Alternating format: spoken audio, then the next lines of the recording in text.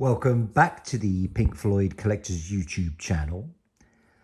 Thank you for everybody's feedback. I did put over my various social media outlets which program we should look at next, and it overwhelmingly came back as Animals.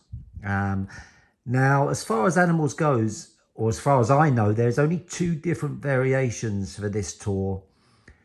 And you'll see what that is. It's a very small, minor difference, and I think it was probably an oversight by the band or whoever was responsible for putting together the tour book. But let's have a look. I'll go through them and then I'll show you the differences as they occur.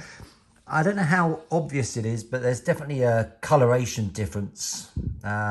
Certainly since I've had these, I've always looked after them and kept them out of the light.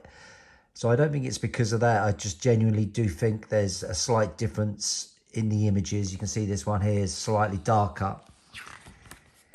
And this one here is actually the first tour book of the tour. So this is the European leg. So let's go through it. I don't really need to go through both. I'll just show you the difference when it comes up. Much like the wall one previously that we looked at from 1980, it's very pictorial, more imagery than information. In fact, I think you'd be hard pressed to find any words in this. But let's go through it and take each picture as it comes. First of all, we've got the helium tanks filling up the pig. So a great photo from the photo shoot, which I think was late November in 1976. And another one here as well. You can see those helium tanks. The guy's got a spanner and he's securing the hose. I can only imagine how many of it took to get the pig afloat. So a couple of photos there from the photo shoot. Okay, so this is whereabouts the differences come in. So this is obviously Pink Floyd themselves. We've got Rick and Roger. Now, the later program that came out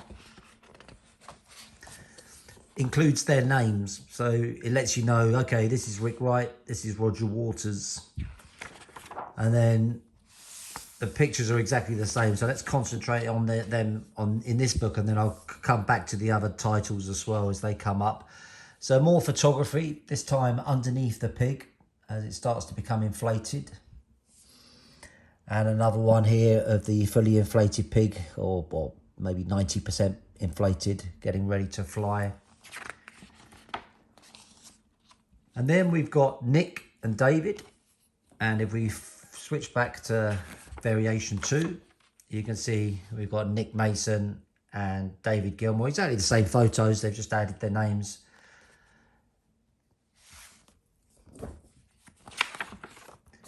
And then we continue, more photography from the photo shoot.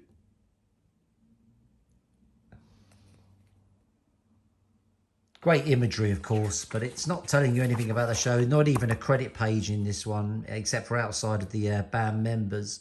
A nice shot there of the crowd. And just to show that obviously that's not the Animals tour. Here's one here. So that was probably the 75 or 74 tour that was taken. Quite a famous photo that was used on some of the USA tour imagery. The inflatable pig and one of the smokestacks at Battersea Power Station. And then we've got a live photo, which was, again, probably from rehearsals. What they tend to do with these photos is take them at rehearsals when they're getting the program ready. I haven't seen a tour book that doesn't include these live photos. So they must stem from rehearsals pre-tour. Another shot from the pig launch. And one here at the pig above a crowd. Again, this would have come from rehearsals. More photography from the photo shoot. And of course, there was some video shot as well at that time. Interesting photo here of the mic power pack and the microphone. Not too sure what we're supposed to make of that photo. And again, another stage photo of the band and David Gilmour and Snowy both wearing, and Roger indeed, all wearing the tour pink pig think it was blue and black t-shirt. The Marksman that we know was from the first date. There was 2 photo date shoots, and of course he turned up on the first and then didn't turn up on the second, and that's when the pig broke its O-rings.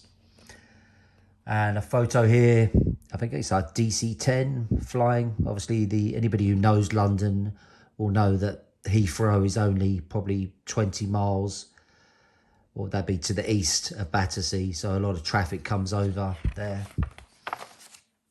Okay, more band members here. We've got Snowy White and Dick Parry. Just to show you in the variation 2. So we get Snowy White and Dick Parry, not mentioned in this one. There are more photos from the photo shoot.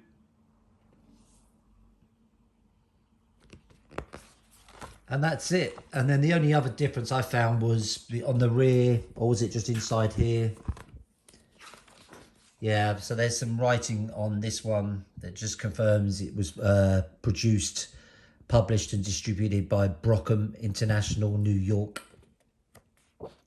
And that is the one that's got the titles on it. So that's it. Like I say, probably not the most exciting tour book. Completely void of any literature, as it were, outside of the band names. But I guess at the time it would have been nice to see those early photos of the photo shoot. Though, of course, nobody would have seen them at the time. So I guess that was a bit of an insight into what had taken place, how the sleeve, what has become an iconic sleeve, was produced. But that's it. I will include a link to the other tour books as they grow. So far we've got the 67 Jimi Hendrix tour book up, and we've got the Wall 1980. I'll also include a link to pinkfloyds.com. They've got a great feature there where they've put together all the tour books. You can actually flick through them as well. So the ones that do contain some writing, you can actually stop there and have a look at that. That's pinkfloyds, FLOYDZ.com. I'll include that. But yeah, tune in next time. I think next time it looks like we're doing Crystal Palace. That's from 1971. So that's an interesting tour book. And actually, there's a little bit more to that in terms of other artists and a bit of literature as well in there on the band. Thanks for tuning in.